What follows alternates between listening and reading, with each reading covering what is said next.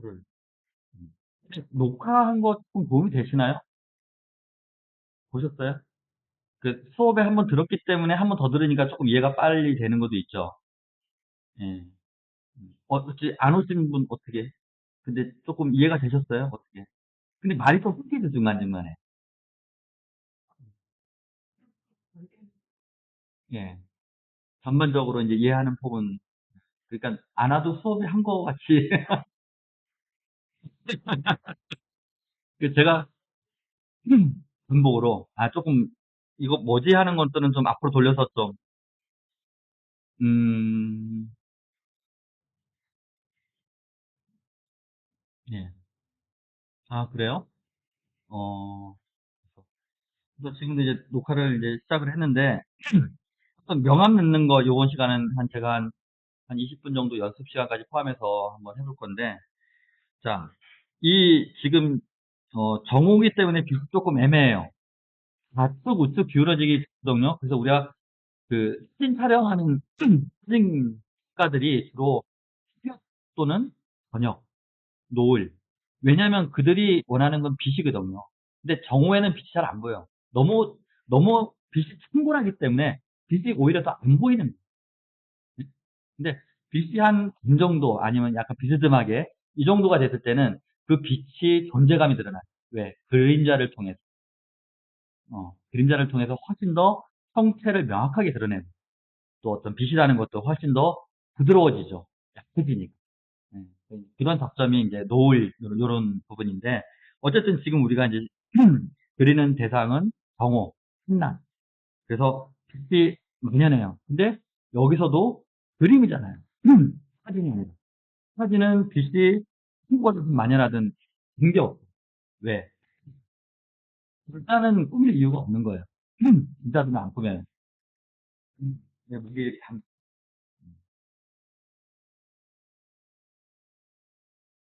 근데, 그림만 꾸며요. 사실 그건 무관해요. 내가 임의로 선을 그어서 드러내야 되는, 그래서 어떤 원리도 있어야 되고, 이론도 있어야 되고, 연습도 있어야 되고, 여러 가지 것들이 이제 필요하기 시작한 거예요. 그래서 이제 이렇게 양쪽이 다 하얗게 보이지만, 그런 부분에서 우리가 하는 것을, 죄송해요. 음, 어디가,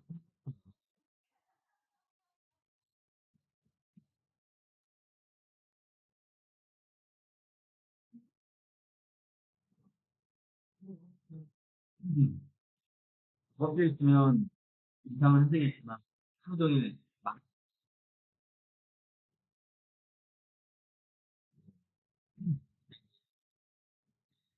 나오는, 예?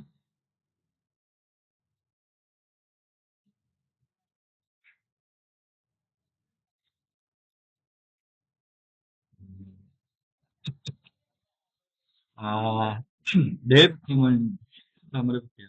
작업할 때, 아유, 붓을 들어야지. 아이고, 색을 칠해야지. 뭐, 파란색 짜야지. 이러고 막. 네, 알겠습니다. 그래서 안 보이더라도 우리가 빛을 만들어준다는 차원에서 어느 한쪽을 선택을 해서 그림자라는 것을 넣어줘야 된다는 거예요. 오케이? 왜 여기는 화이트보드인데 왜 그림자를 굳이 넣으세요? 이런 질문 하지 마세요, 이제. 예. 자, 그러면 그림에서 그림자 방향을 내가 어디로 넣을 건지를 정할 때는 빛을 보면 돼요. 빛의 방향을 보면 돼요. 자, 지금 빛이 이렇게 떨어져요, 위에서. 떨어지는데 모호해. 거의 정오에 있는 것 같아. 요 밑에 요거를 보니까 거의 뭐, 이 그림자의 방향에 따라서 이게 정해지거든요, 빛의 방향이. 근데 지금 떨어지는 거 보면 딱 위에잖아요. 그죠? 이럴 때는 양쪽을 가히 해주되, 그래도 한쪽이 조금 색감이 들어가야지 이게 꺾어져 보여요. 우리가 그림을 그렸을 때. 그래서, 사실은 거의 중심에 있기 때문에 이쪽으로 해주든 이쪽으로 해주든 상관이 없어. 이럴 때는 어떤 선택을 하느냐. 이 그림이 어디 방향으로 했을 때 어디가 좀 돋보이겠다. 그림이 돋보이겠다. 거기에 기준을 삼으면 돼요. 그럴 때는. 좌우 상관이 없을 때는, 아, 내가 그림자를 여기다 넣어줬을 때, 여기를 조금 더 어둡게 해줬을 때, 아, 요 그림이 살겠다. 아니면 여기를 좀 어둡을 때 그림이 살겠다. 또는 나는 이 그림의 느낌이 이쪽에 그림자가 좀 지면 훨씬 더 나는 그림이 이뻐 보일 것 같아. 이런 자의적인 선택. 예. 그런 거에 의해서 이제 결정되는 거예요. 자, 그러면 왼쪽이 좋을까요? 오른쪽이 좋을까요? 여러분들 선택은 어때요?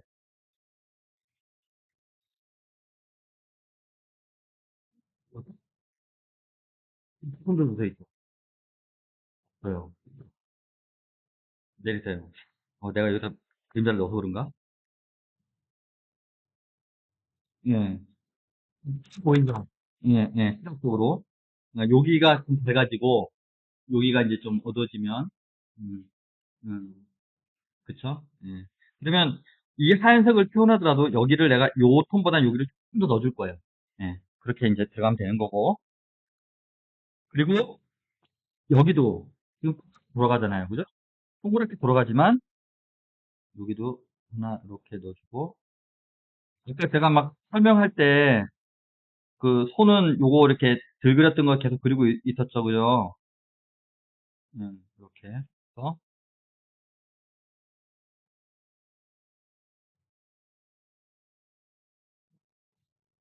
이쪽으로 살짝 그림자를 이렇게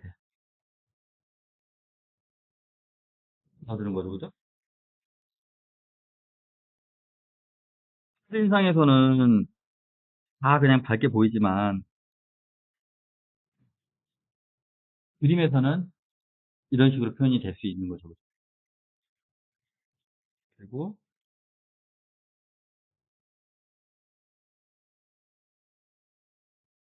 여러분들은 지금 창문까지 다 그려서 왔지만 내가 창문까지 막 그리면 시간이, 그러니까 난 명암만 이렇게 살짝 넣어줄게요. 차 그리는 것까지 내가 해드릴게요.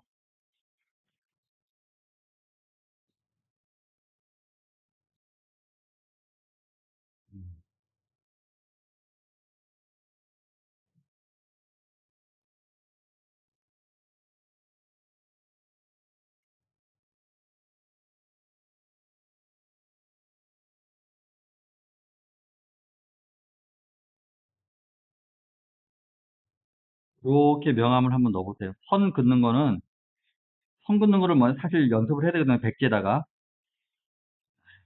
종이 한번 펴보세요. 이건 잠깐 해야 되겠, 아무래도 1학기 때 하셨던 분들도 그냥 연습 한번 해보세요. 자, 연필을 잡아요. 연필을 잡을 때 작은 부분이기 때문에 보통 이렇게 잡아요. 이렇게 잡고 이렇게 해도 되는데, 우리가 이제 그 화면을 이렇게 세워놓고, 이제 앉아서 그릴 때는 보통 이렇게 안 잡고 이렇게 잡아요. 이런 식으로. 이런 식으로 잡고 이렇게 그려요. 백지에다 이렇게 연습 한번 해보세요. 요 방향선이 내가 그릴 때 가장 편하게 그을 수 있는 선이에요. 그것이. 이거. 음.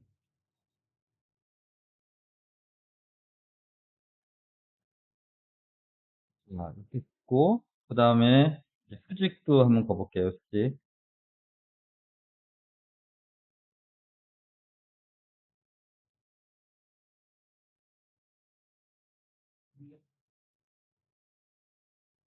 그, 선 연습을 할 때는 이 포인트와 이 포인트와 이 포인트의 진하기가 똑같아야 돼요. 그 다음에 이 선들 사이의 간격도 거의 비슷해야 돼요.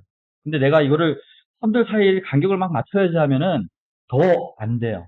맞추려고 손에다 힘을 주지 말고 마음만 맞출 거야, 넌 맞을 거야. 이제 좀 이렇게 주문을 하듯이 좀 마음만 좀 담아서 이렇게 선을 그면 자연스럽게 좀 나와요. 자, 이제 수평도 해볼 거예요. 수평도 해볼게요.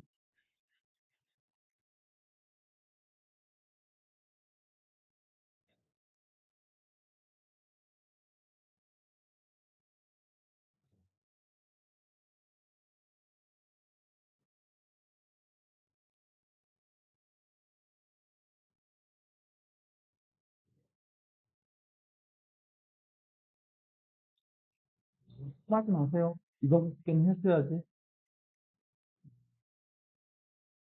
자, 이제 수직 수평, 그 다음 사선, 안 되는 사선, 요거 반대 방향 사선이 있죠? 이쪽으로. 네. 아, 그렇게 하면 안 나오잖아요.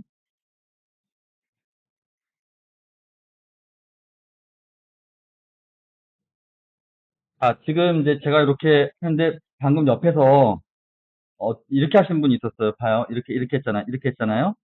이렇게 하면은 왜 진하게 나오는지 아세요? 왜 힘이 가는 줄 아세요?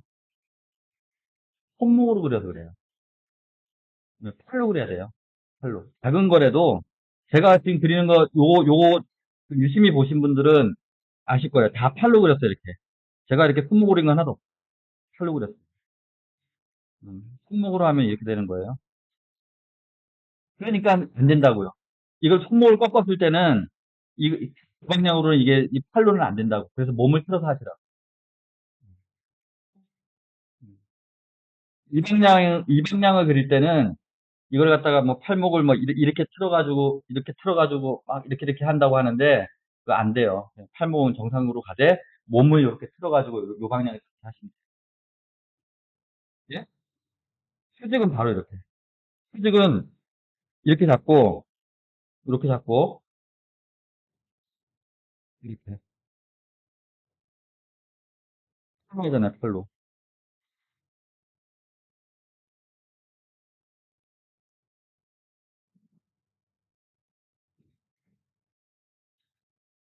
아, 안 돼요. 몸을 돌려야 돼. 이유가 있어요. 어, 어떻게 설명해야 되나?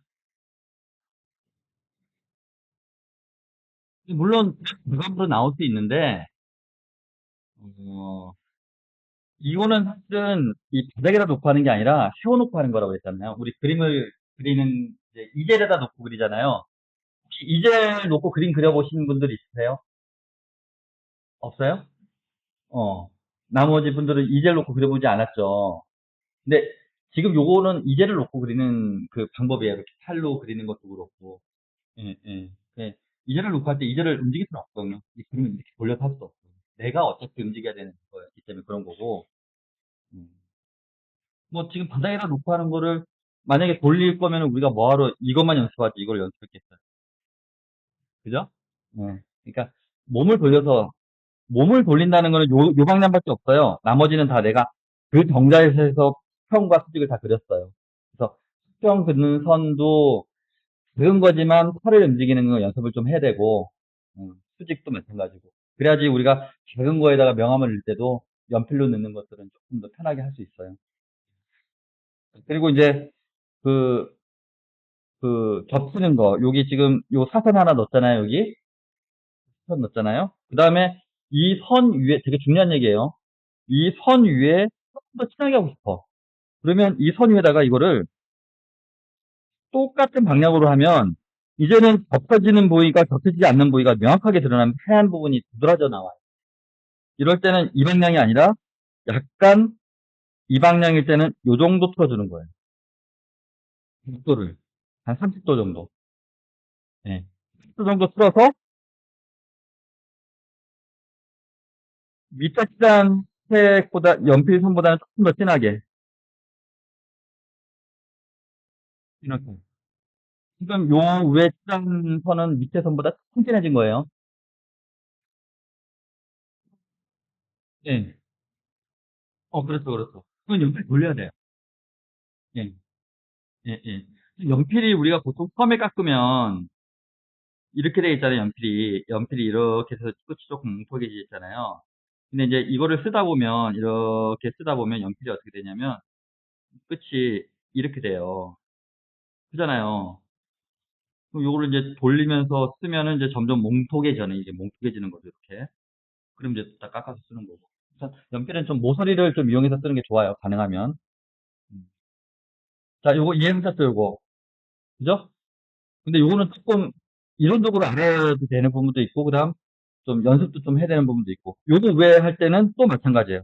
조금 각도를 틀어서. 이럴 때는 밑에 선과 똑같은 방향보다는 요 두 개의 선과 겹치지 않는 방향. 한 요 정도.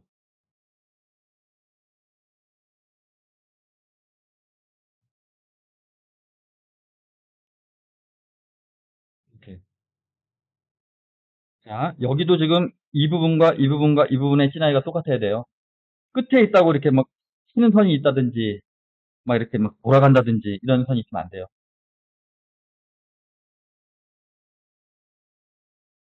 자, 이제 이렇게 되면 세 번 겹친 면이 나왔죠? 그죠?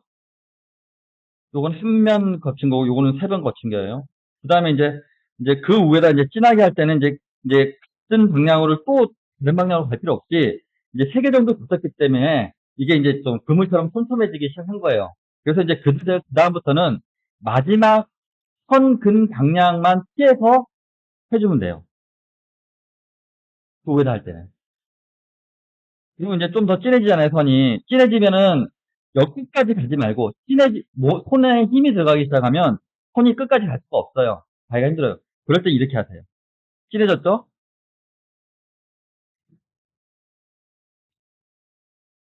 이런 식으로. 두 번 겹쳐서. 이렇게. 왔잖아요? 여기 또 왔고. 이런 식으로. 이거를 갖다가 막 이렇게 길게 막 길 수는 없다는 거예요. 진해질 땐.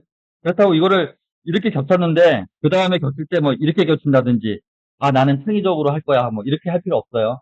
창의적이지 않으니까. 이 방향으로 갔으면 끝까지 이 방향으로 가세요. 이렇게, 이렇게. 그리고 이 네 번 있죠, 네 번. 그죠? 이제 다섯 번째는 이제 더 진하게 하고 싶어. 그러면 이제 밑에 방향 신경 쓰지 마세요. 똑같은 데 가도 상관없어요. 이제부터는. 이렇게. 이번엔 좀 더 겹치는 거, 다음 번 넣을 때 방향을 바꾸는 것도 별로 이제 이상이 없어요. 이제 충분한 진하기가 올라왔기 때문에. 진해지면 그래, 요렇게 해도 돼요. 상관없어요. 이렇게. 충분히 진해진 거 이제 이 정도면. 그리고 이제 저기는 완전 어둠 속이야. 너무 진해. 까만색 같아. 그런 거는 이제 이렇게 해서 손가락에 힘을 줘가지고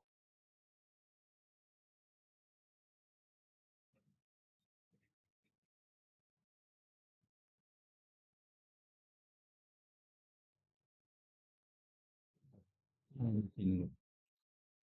그러면 이제 우리가 강한 영역부터 아주 연한 영역까지 우리가 이렇게 연필선으로 할 수 있는 거예요.